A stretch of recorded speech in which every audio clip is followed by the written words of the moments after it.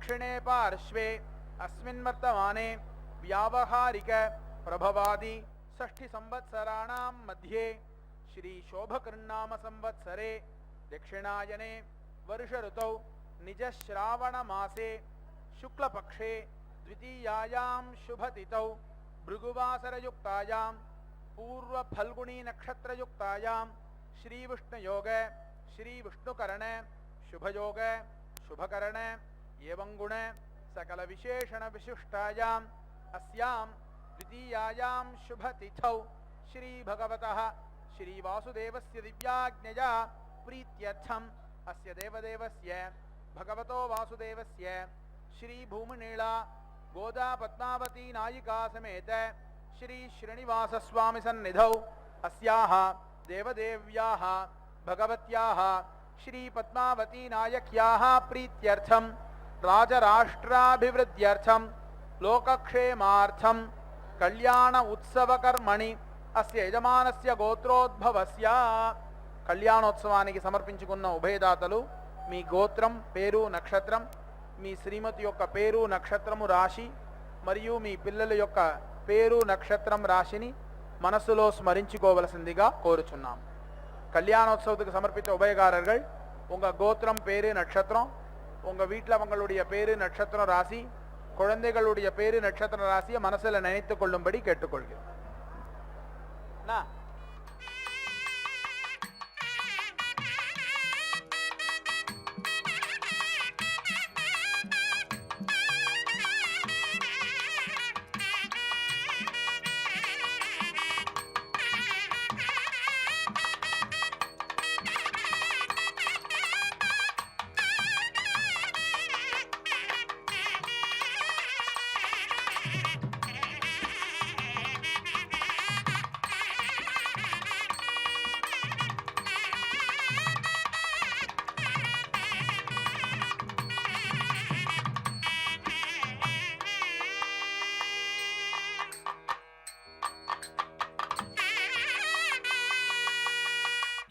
स्थैर्य वीर्य विजय आयुः आरोग्य ऐश्वर्यानाम् अभिवृद्ध्यर्थं धर्मार्थ काम मोक्ष चतुर्विध फल पुरुषार्थ सिद्ध्यर्थं राजद्वारे सर्वकार्यानुकूल सिद्ध्यर्थं अरोग दृढगात्र वज्र शरीरता सिद्ध्यर्थं श्री पद्मावती नायिका समेत श्रीनिवास स्वामी परिपूर्ण कृपा कटाक्ष सिद्ध्यर्थं श्रीपांचरात्र भगवच्छास्त्रोक्त विधानेन कल्याण महोत्सवम् आचार्य मुखेन करिष्ये.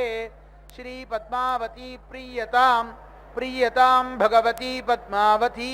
मंगलवाद्यम्.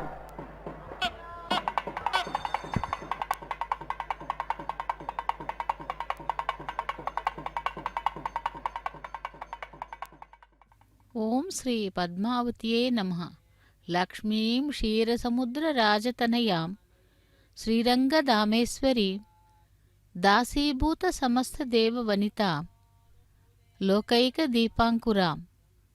பக்தர்களே, திருச்சானூர் பத்மாவதி தாயாரின் திருக்கல்யாண மகோத்சவம் நேரடி ஒளிபரப்பின் வர்ணனையாளர் திருமதி ஏ. அருணா.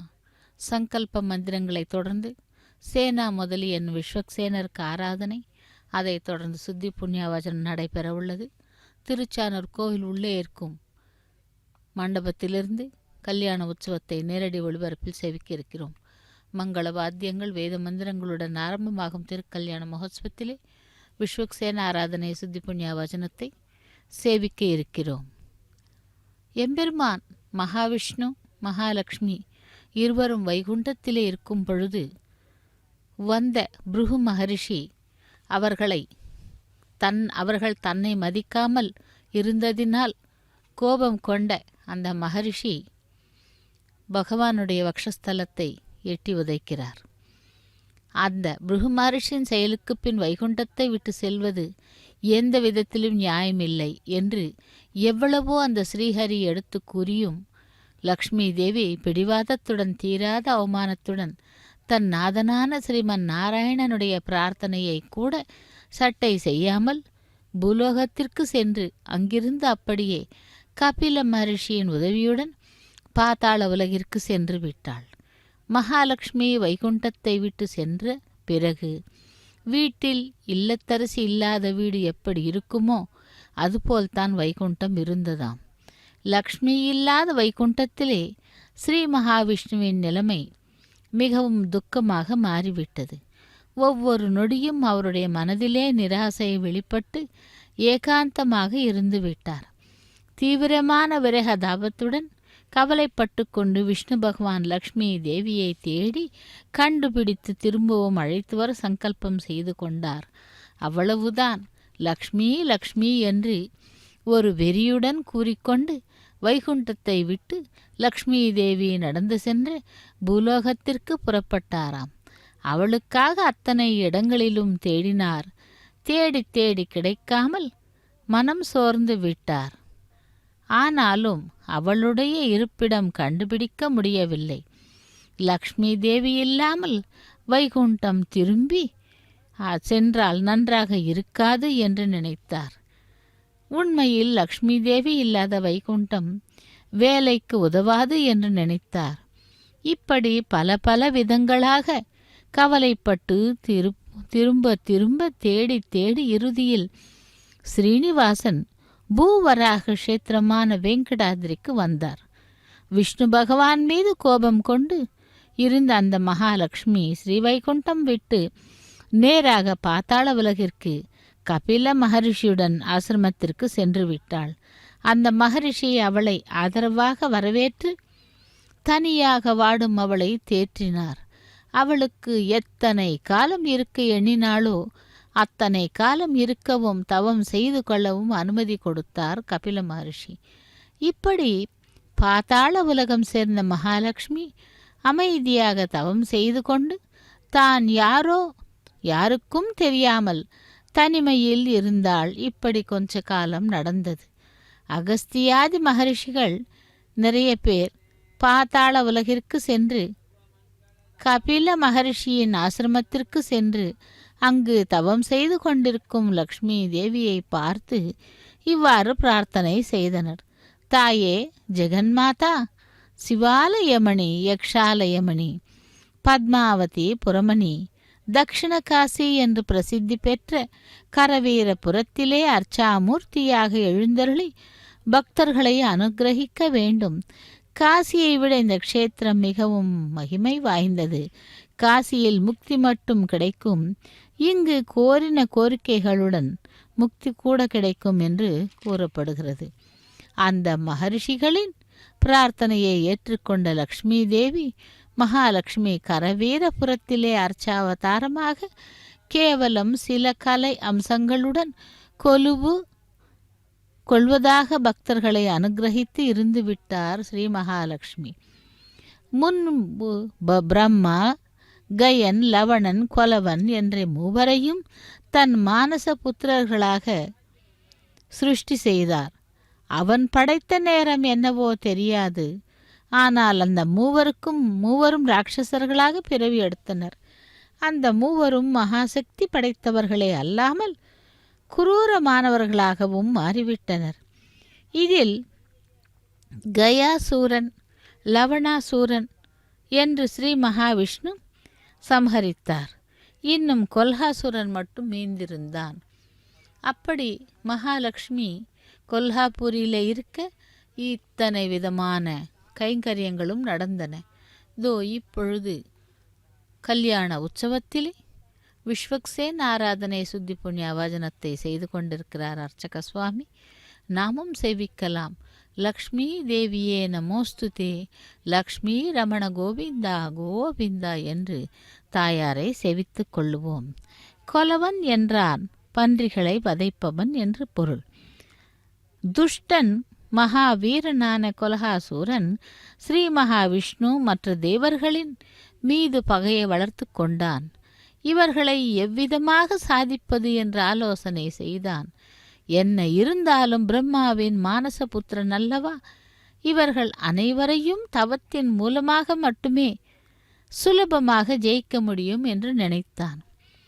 உடனே தான் அரசாளும் பத்மாவதி புரத்தை தன் பிள்ளைகளுக்கு பொறுப்பை ஒப்படைத்து விட்டு தான் தவம் செய்ய கிளம்பிவிட்டான். இவன் சென்ற சிறிது நேரத்திற்கே சுகேசி என்ற மற்றொரு ராட்சசன் கொல்ஹாசுரனின் 100 குழந்தைகளை வதித்து அரசை கைப்பிடித்தான். துஷ்டனான சுகேசி சுலபமாக அரசை கைப்பிடித்ததே அல்லாமல் இன்னும் அதிகமாக துள்ளினான். வீரவிகாரம் செய்து நாட்டை சர்வநாசனம் செய்தான். அதர்மத்தை கடைப்பிடித்தான். தேவர்களை வதைத்து பலவிதமாக ஹிம்சித்தான். தேவர்கள் இவனுடைய சேஷ்டைகளை எதிர்கொள்ள முடியாமல் 4 திக்குகளுக்கும் ஓடிவிட்டனர். இவனை விட கொல்ஹாசுரன் எவ்வளவோ மேல் என்று அவனுடைய வருகைக்காக காத்திருந்தனர். இதற்கிடையில் பிரம்மனிடம் அனைத்து வரங்களையும் பெற்று கொல்ஹாசுரன் திரும்பி வந்தான். ஆனால் தன் புத்திரர்கள் வதைக்கப்பட்டனர் என்றும் சுகேசி என்ற ராட்சசன் தனது நாட்டை ஆக்கிரமித்தான் என்றும் தெரிந்து கொண்டான்.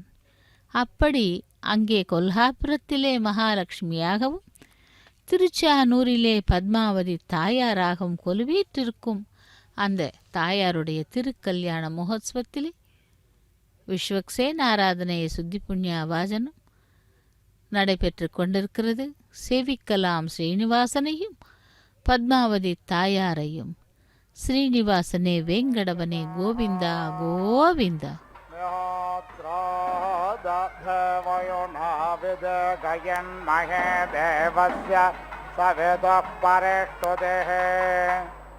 இதம் விஷ்ணு விசக்ரமே வேதானி தத் பதம் சமோఢமஸ்ய பாக்யசுர ஸ்வாஹா இராவதேத நமதேஹ பூதஜ்ஞசோ யவசனே மனவேதசஸ்ய யஸ்கப்னாரோதசே விஷ்ணயதே தாதர்த்த पृथिवीमभितो मयोघे स्वाहा देवश्रुतो देवेष्माघोषतम् प्राजेत्रेतामद्वारं कल्पयन्ते ऊर्ध्वं यज्ञन्नाय दम्माजह्वरतम् स्वङ्गोष्ठमावादतं वेवेदर्ये आयुर्मानर्वादिष्टं प्रजां मानर्वादिष्टम्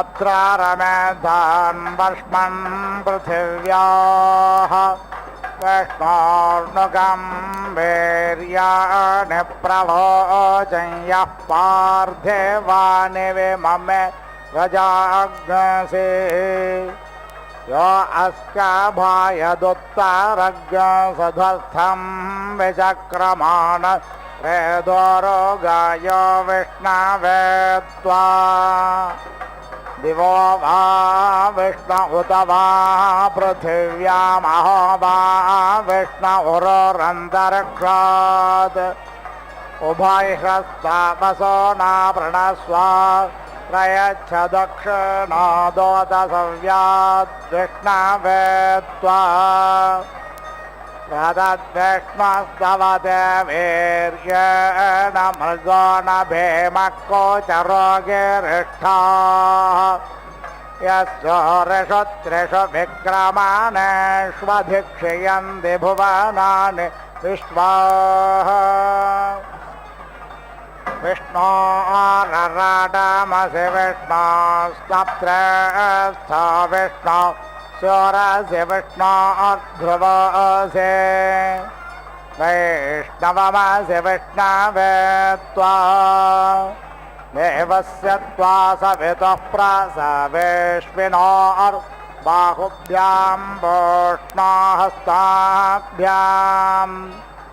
आददेनार्यसेदमहग्रक्षसोऽग्रीवा अपे क्रन्दामे बृहन्नासि बृहद्रावा बृहदेमिन्द्राय वाचं वद रक्षोहणं बलगहनं वैष्णवेम् इदमहन्तं बलगमुद्वपामि यन्नो नित्योऽयममात्यो निजघाना इदमहन्तं बलगमुद्भावामेन्न समानो यमसमानो निचखाना इदमहन्तं बलगमुद्भावामेन्न सबन्धुर्यमसबन्धुर्निचखाना इदमहन्तं बलगमुद्भावामेन्न स्वजातो यमसजातो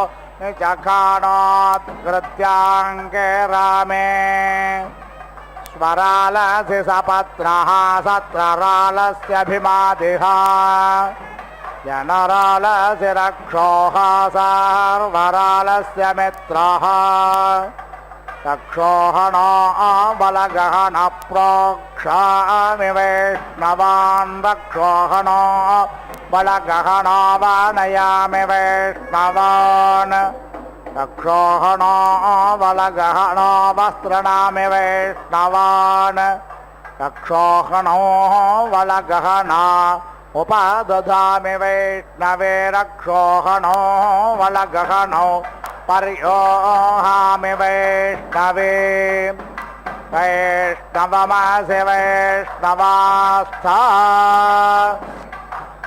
देवस्य त्वा सवितुः प्रसवेश्विनोर्बाहुभ्यां वोष्णाहस्ताभ्याम्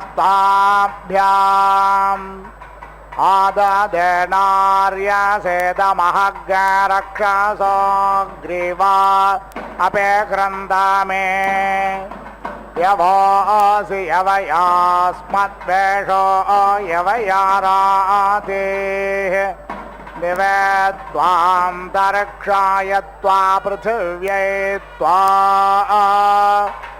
शुद्धं तां लोकाप्यतृषदनाप्यतृषद नमसे उद्यवग्यस्तभानान्तरिक्षं प्रणदृग्गाः स्वपृथिव्याम् युतानस्त्वाः मारुतो मेनोतु मित्रावरुणो ध्रुवेण धर्माणा ब्रह्मवने त्वा क्षत्रवने रायस्पोषवने पर्योहामे ब्रह्मा दृग्गाः क्षत्रं दृग्गायुर्दृग्गाः प्रजां दृग्गाः ध्रुवासि ध्रुवोऽस्मिन् यजमान आयतने भूयात् घृतेन द्यावा पृथिवेवोर्यधामिन्द्रस्य छदिरस्य विश्वजनस्य छाया परे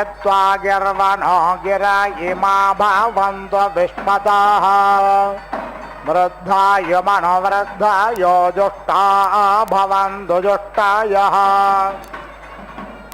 इन्द्रस्य स्योरसेन्द्रस्य ध्रुवासे ऐन्द्रमासे वैश्वदेवमासे विभोरासे प्रवाहनो वह्नेरसि हव्यवाहनः स्वात्रासि प्रचेदास्तुतोऽसि विष्णवेदाः उषजासि कविरङ्घारिरसि बम्भारिः अवस्योरसि दुवस्वाञ्छुम्भ्योरसि मार्जालेयाः ऋतधामासि स्मज्योतिः समुद्रोऽसि विश्वव्यचाः अजोऽस्य कापादहेरसि बुध्न्याः सम्रालसि कृशानः परिषद्योऽसि पवमानः नभोऽसि प्रतक्वा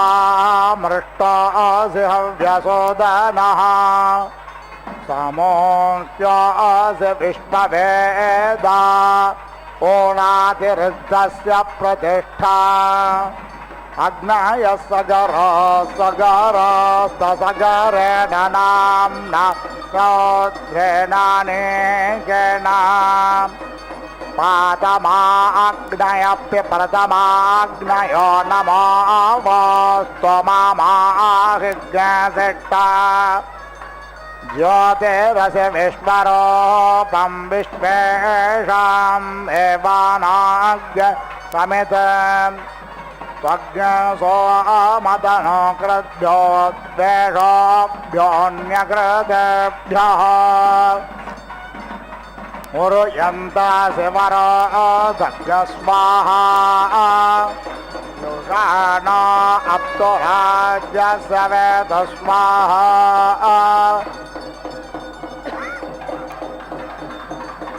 अग्नेनय सुपथाराये अस्मान् विश्वानि देववयुनानि विद्वान् योऽभ्यस्मज्जोहरानमेन भूयिष्ठां ते नम उक्त्यं विधेम अयन्नो अग्निर्वरे वस्कृणो त्वयं रथः पुरयेदप्रभिन्दन् अयं वाजाञ्जयत वाजसाता अयज्ञशत्रूञ्जयत गर्हषाण स्वाहा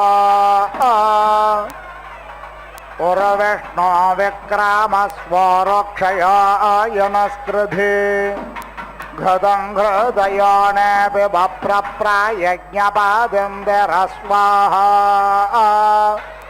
देवा सवितरेषते सोमस्तज्ञरक्षस्वमात्वा दभन्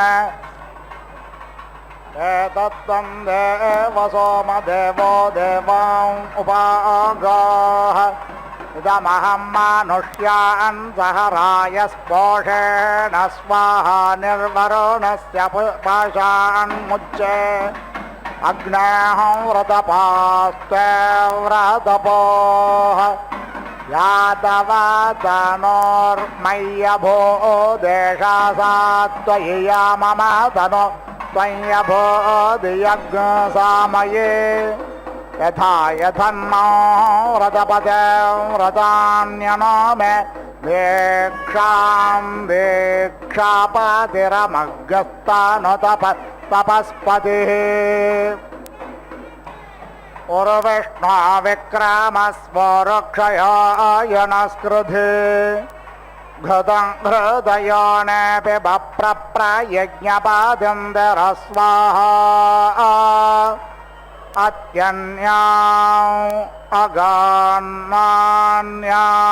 उपागाम् अर्वात्वा परेभ्यः परोवारेभ्यः त्वा जुषामहे देववनस्पते देवयज्ञाये देवास्त्वा देवयज्ञाये जुषन्तां विष्णवे त्वा ओषधे त्रायस्वस्वधिते मैनज्ञहिज्ञसेः देवं मालघिरन्तरिक्षं माहिज्ञसे पृथिव्या सम्भवा अयज्ञहित्वा स्वदितस्ते जान प्रणिनाय महते सौभगाय अतस्त्वं देव वनस्पते शतवर्षो विरोह सहस्रवर्षा विवयज्ञरोहेमा देवस्य त्वा सवितुः प्रसवेश्विनो बाहुभ्यां कोष्णो हस्ताभ्याम् आददेदार्यासेदमहग्रक्षसो ग्रीवा अपि गृन्दामे यवोऽसि यवयास्मद्वेषो यवयारातिः दिवे त्वान्तरिक्षाय त्वा पृथिव्यै त्वा सुन्धन्तां लोकाप्यदृषदनमसे अग्रहणेरसि स्वावेश उन्नद्रूणामे तस्या वित्ता दधित्वा स्थास्यते देवस्त्वा सविता मध्वा नक्त्वसोऽप्यलाभ्यस्तौषधेभ्यः दिवमग्रेणास्पृक्ष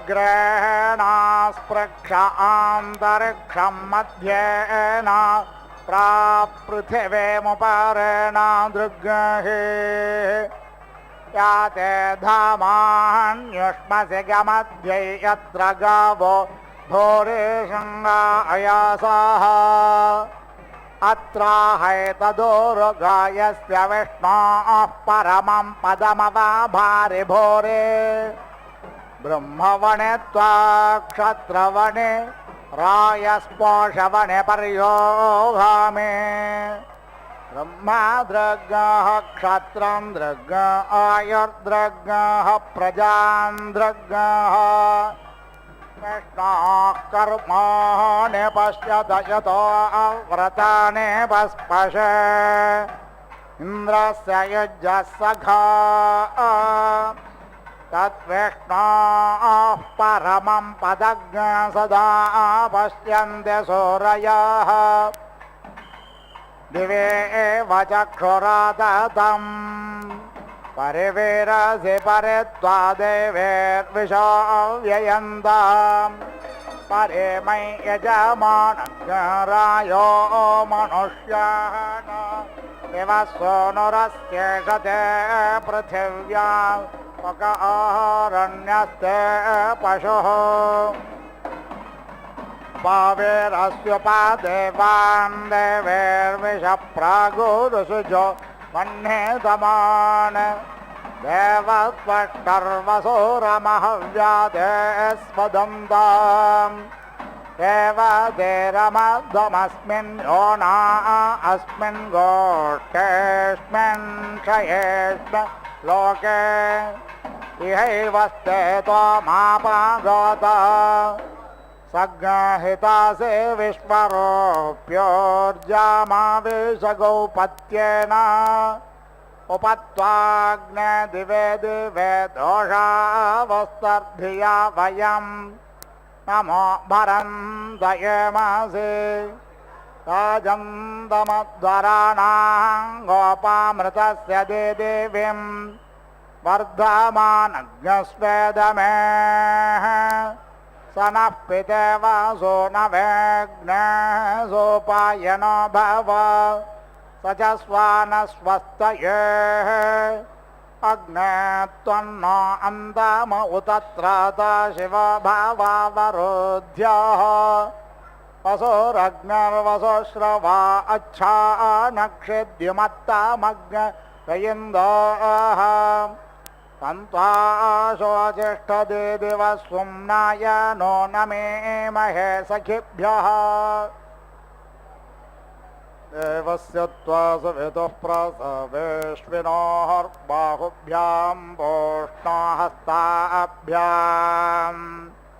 आददेनार्यासेदमहग्रक्षसो ग्रीवा अपे कृन्दामे यवोऽसि यवयास्मद्वेषो यवयारादेः दिवे त्वान्तरिक्षाय त्वा पृथिव्यै त्वा सुन्धन्तां लोकाप्यत्रिषदनाप्यत्रिषद नमसे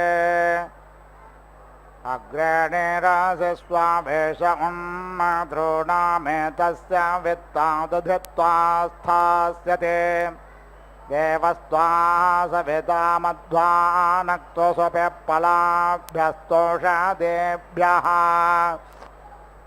दिवमग्रेणास्पृक्ष आन्तरिक्षं मध्येना पृथिवेमुपारेणादृग्हेः याते धामान्युष्मसि गमध्ये यत्र गावो भोरे शृङ्गा अयासाः अत्राहेतदोरुगायस्य विष्णोः परमं पदमवाभारि भोरे ब्रह्मवने त्वा क्षत्रवने रायस्पोषवने पर्योगामे ब्रह्माद्रगः क्षत्रं दृग आयुर्दृगः प्रजां दृगः विष्णोः कर्माणि पश्यत यतो व्रतानि पस्पशे इन्द्रस्य युज्यः सखा तद्विष्णोः परमं पदं सदा पश्यन्ति सूरयः दिवे एव चक्षुरादतं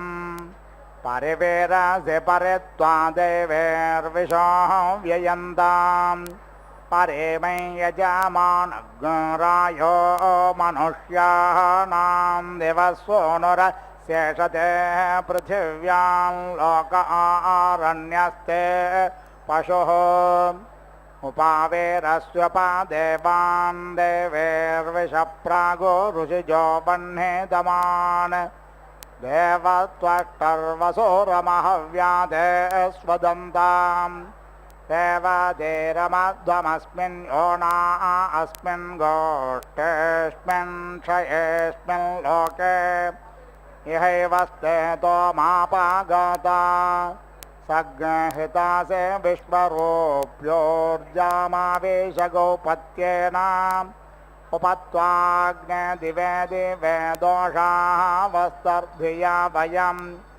नमो भरन्दयेमासे राजन्दमध्वराणां गोपामृतस्य दिदिव्यं वर्धमानज्ञस्वेदमेः स नः पितवासो न वेज्ञः सोपायनो भव स च स्वानस्वस्तये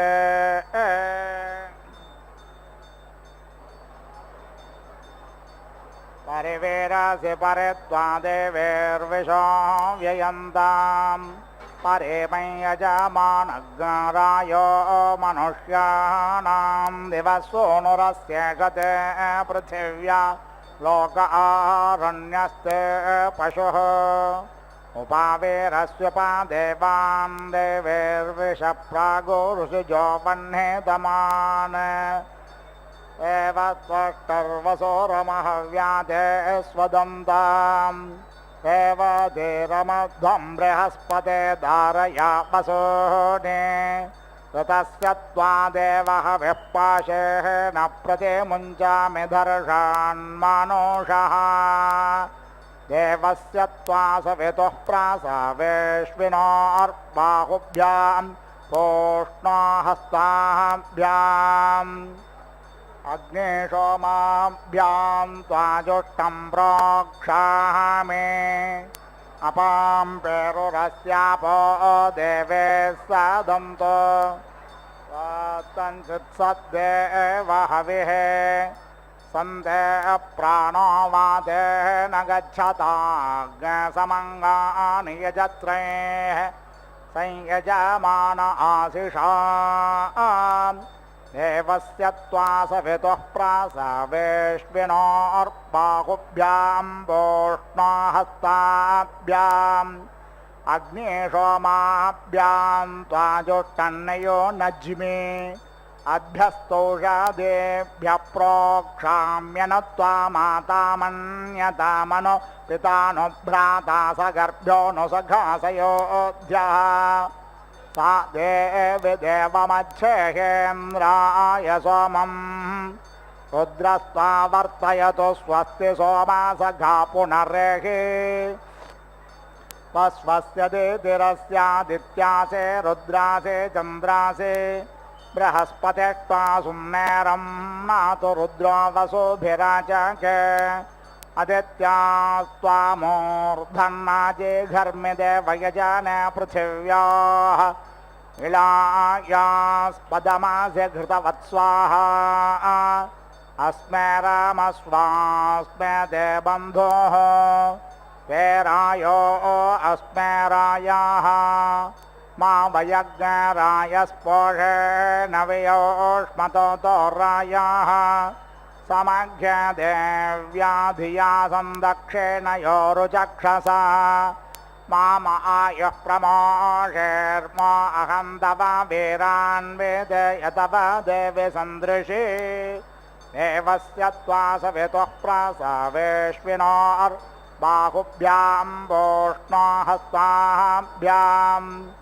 अग्निशोमाभ्यां त्वाजुष्टं प्रोक्षामि अपां पेरुरस्यापो देवे सदन्तो स्वात्तञ्चित्सद्देव हविः सन्ते प्राणो वातेन गच्छताग्समङ्गानि यजत्रैः संयजमान आशिषा घृतेनाक्तोपसुन्द्राय धाग्रवति यजमाने प्रियन्दा आविशा पुरोरन्तरिक्षात् सजोर्देवेन वादेन अस्य हविषत्मना यजसमस्य तम्बा भवा वर्षो वर्षेयसि यज्ञपदन्धाः स्वाहा देवेभ्यो स्वाहा माहिर्भोर्मा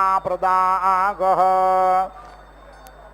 नमस्त आदाना नर्वा प्रेहे घृतस्य गुल्या उपाऋतस्य पथ्या उपा देवेरापशुद्धावोढ्वग् स्वपारिविष्टा देवेषु स्वपारिविष्टा वयं पारिवेष्टारो भूयास्मा वाजन्ते शुन्धामि प्राणन्ते शुन्धामि चक्षुस्ते शुन्धामि श्रोत्रन्ते शुन्धामि नाभिन्दे शुन्धामि मेढ्रन्ते शुन्धामि पायुन्ते शुद्धामि चरित्राग्रस्ते शुन्धामि मनस्त आप्यायतां वाक्त आप्यायतां प्राणस्त आप्यायतां चक्षुस्त आप्यायतां श्रोत्रन्त आप्यायतां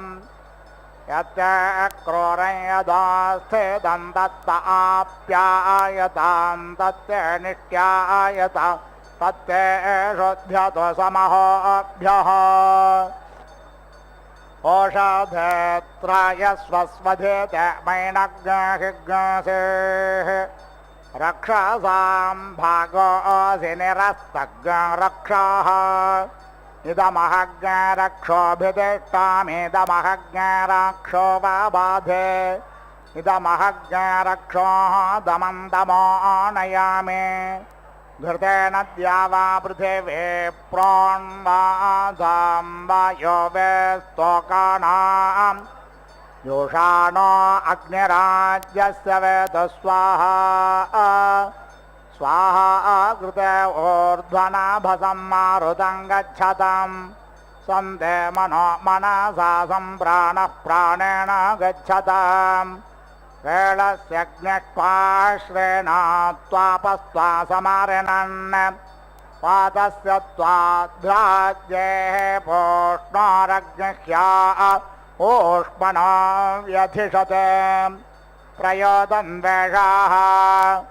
घृतं घृतपावाणः पिबत वसां वसापावाणः पिबत अन्तरिक्षस्य हविरसि स्वाहा दिश प्रदिश आदिशो विदिश उद्दिशो दिग्भ्यः स्वाहा ऐन्द्रः प्राणो अङ्गे अङ्गे निधेत ऐन्द्रवो दानो अङ्गे अङ्गे निधेधे देवत्वष्टर्भोरे देशज्ञसमे दोषलक्ष्मा यद्विषो रूपं भवाते देवत्रायन्तमवसे सखायो नु त्वा माता पितरो मदन्तो समुद्रं गच्छ स्वाहा देवज्ञसावितारं गच्छ स्वाहा अन्तरिक्षं गच्छ स्वाहा मित्रावरुणो गच्छ स्वाहा अहोरात्रे गच्छ स्वाहा छन्दाग्निसि गच्छ स्वाहा या वा पृथिवे गच्छ स्वाहा सोमं गच्छ स्वाहा यज्ञं गच्छ स्वाहा नभो दिव्यं गच्छ स्वाहा अग्निं वैश्वानरं गच्छ स्वाहा मनो मेहार्द्यच्छ दिवं ते धूमो गच्छ त्वन्तरिक्षं ज्योतिः पृथिवीं भस्मना प्रण स्वाहा मापो मोषाधेर्हिग्शेर्धाम्नो धाम्नो राजज्ञस्ततो वर्णनो मुञ्च यदाहुरग्न्या इति वरुणेति शपामहे ततो वर्णनो मुञ्च स्वमेत्रिया न आप ओषधयः सन्तु दुर्मेत्रियास्तस्मै सन्तु तस्मान् वेष्टियं च वयं विष्मः इदमापप्रवाहत यत्किञ्च दुरितं मयि यद्वाहमपि दुद्रोह यद्वाशेप उतानृतम् हविष्मदेरिमा आपो हविष्माम् आविवासते हविष्मान् देवो अध्वरो हविष्माम् अस्तु सूर्याः अग्न्यार्वोपन्नगृहस्य सदासि साधयामि राज्ञोर्भागधेये स्थमित्रावरुणयो भागधेये स्थविश्वेषां देवानां भागधेये स्था अमौर्या उपसौर्यया भर्वासौर्यः सह तानो हिन्वन्तध्वरम् मृगे त्वा मनसे त्वा दिवे त्वा सूर्याय त्वा ऊर्ध्वो अध्वरं दिवि देवेषोऽस्त्रायच्छ सोमराजन् विश्वास्त्वं प्रजा उपावरोह विश्वास्त्वां प्रजा उपावरोहन्तु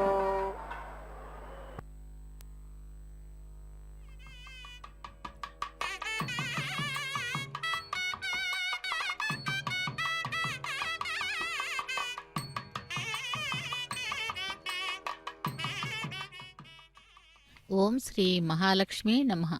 தாயாருடைய திருக்கல்யாண மகோத்சவத்திலே அக்னி பிரதிஷ்டை ஹோமம் மாங்கல்ய பூஜை சேவித்தோம். இப்பொழுது மகா சங்கல்பம் கன்னியாதானம் கைங்கரியங்களை சேவித்து கொண்டிருக்கிறோம். அதாவது சாலங்கிருத்த கன்னியாதானம் என்று கூறுவார்கள். பெண்ணினுடைய கரத்தினை மாப்பிள்ளையோட கரத்திலே பிடித்து கொடுத்து 7 தலைமுறைகளுக்கான பிரவரைகளை கூறி அதன் பிறகு சாலங்கிருத்த கன்னியாதானம் செய்வார்கள்.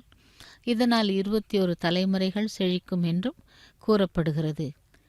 அப்படி அந்த கொல்ஹாபுரத்திலே இருக்கும் சுகேசியை சம்ஹாரம் செய்து தனது நாட்டை மீண்டான். ஆனாலும் தேவர்கள் மீதுள்ள கோபம் இன்னும் தீரவில்லை. அதனால் தேவர்களை கூட யுத்தம் செய்ய அழைத்தான். எவ்வளவுதான் வீரனாக இருந்தாலும் தேவர்களை ஜெயிக்க முடியாமல் தோற்றுவிட்டான். காரணம் தெரியாமல் திண்டாடினான். அதற்கான காரணத்தை கண்டு கொண்டான். தன் தலைநகரமான பத்மாவதி புறத்திலேயே 3 அம்மன்கள் சுமூகமாக சாட்சாத்கரி ஸ்ரீ மகாலட்சுமி வைகுண்டம் விட்டு பூலோகம் வந்து இங்கு கொலுவீற்றிருப்பதே அல்லாமல் தேவர்கள் அனைவருக்கும் துணையாக இருப்பதினாலும் தான் தேவர்களை சிறிதளவு கூட தோற்கடிக்க முடியாமல் போய்விட்டதே என்று தெரிந்து கொண்டான். அதற்கு தேவர்களை எப்படி ஜெயிக்க வேண்டும் என்று ஆலோசனை செய்தான். அந்த ஆலோசனை செய்து கடைசியில் கொல்ஹாசுரன் ஒரு முடிவிற்கு வந்து எப்படியாவது தேவர்களுக்கு ஸ்ரீ மகாலட்சுமியின் துணை இல்லாமல் செய்ய வேண்டும் என்று நினைத்தான். அதற்கு தவம் செய்வது ஒன்றுதான் வழி என்று முடிவு செய்தான். தன் நாட்டை கரவீரன் என்ற மகனுக்கு ஒப்படைத்துவிட்டு மற்ற 3 மகன்களுடனும் அவனுக்கு துணையாக இருக்கச் செய்துவிட்டு தவத்திற்கு கிளம்பினான். ஸ்ரீ மகாலட்சுமியை குறித்து தவம் செய்தான். கொல்ஹாசுரன் தவத்திற்கு மெச்சி வரம் கேட்கச் சொன்னாள் லக்ஷ்மி தேவி. அம்மா ஜெகன்மாதா, ஒரு 100 ஆண்டு காலம் பத்மாவதி புறத்தை விட்டு வேறு எங்கேயாவது சென்றுவிட வேண்டும். என் நாட்டில் மட்டும் இருக்காதே, திரும்பவும் வராதே என்று கோரினான். அவ்வளவுதான்.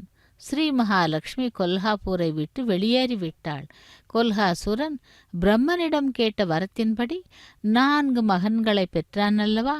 அவர்களே கரவீரன், விசாலாசுரன், காலாந்தகன், லஜ்ஜாசூரன் என்று. இப்படி வயதில் பெரியவனாகிவிட்டதால் இதோ மாங்கல்ய தாரணம் நடைபெற்று கொண்டிருக்கிறது தாயாருக்கு. ஸ்ரீ மகாலட்சுமியே நமஹ. லக்ஷ்மி ரமண கோவிந்தா கோவிந்தா என்று தாயாரை செவிக்கலாம். மாங்கல்ய பூஜை முடிந்து மாங்கல்ய தாரணம் நடைபெறுகிறது.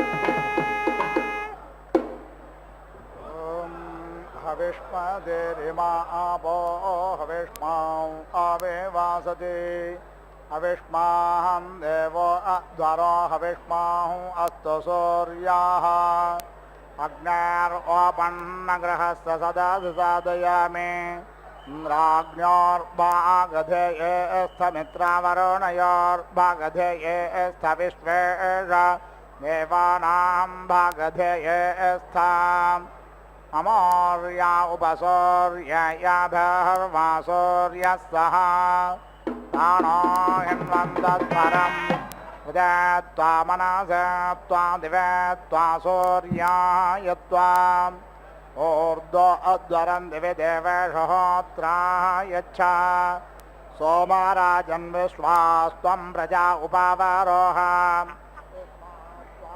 प्रजा उपावरोहन्तु त्वक्यन्तमेदाहवं मे शृण्वं तापो दिषणाच्च देवेः स्वदाग्रावाणो विदुषो न यज्ञग्रशृणोतु देवस्य विदाहवं मे स्वाहा देवेरापो अपान्नपाद्यो वा ऊर्मिर्हविष्याः इन्द्रियावान्मतिन्दमहाम् तन्देवेभ्यो देवत्रादात शुक्रपेभ्यः येषां भागस्थस्वाहा कार्षेरसि समुद्रस्य त्वाक्षत्या उन्नयामि समापो अग्निरग्मदसमोषधिभिरोषधिः यमग्ने पृत्सुमत्यमवाजेषु यञ्जुनाः शयन्ता शश्वतेर्षस्वाहा देवस्य त्वा सवितुः प्रसवेष्विनो बाहुभ्यां वोष्णो हस्ताभ्याम् आददेरावासि गभीरमिमध्वरं कृधेन्द्राय सुषोतमम् उत्तमेन पविनोर्जस्वन्तं मधुमन्तं पयस्वन्तं द्रव्यास्तदेव श्रुतस्तर्पयतमा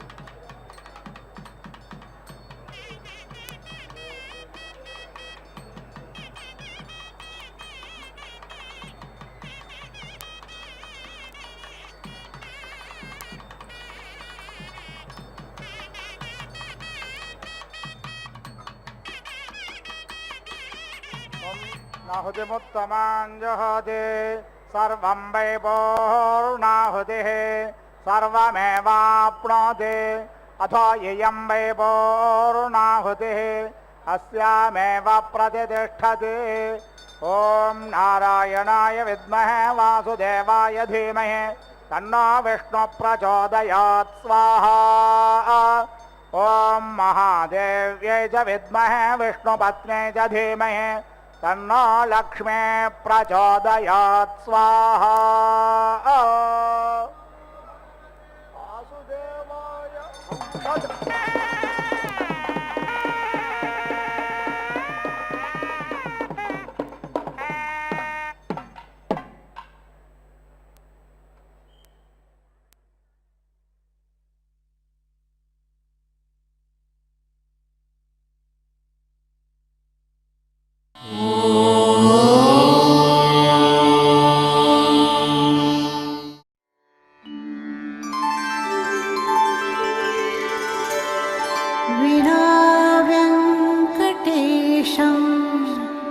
ननाथो ननाथः सदा वेङ्कटेशं स्मरामि स्मरामि हरे वेङ्कटेश प्रसीद प्रसीद प्रियं वेङ्कटेश प्रयच्छ प्रयच्छ